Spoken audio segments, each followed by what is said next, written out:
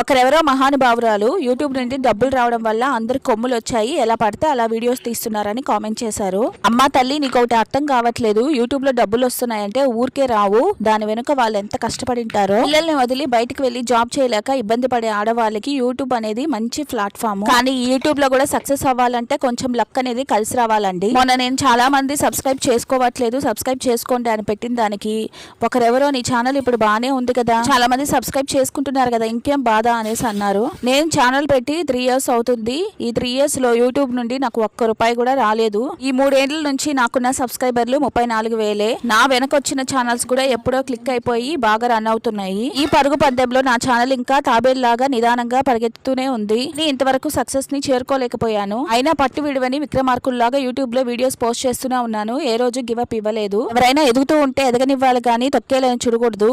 మీరేమంటారు? ఈ వీడియో నచ్చితే లైక్ చేయండి. Tata, by by.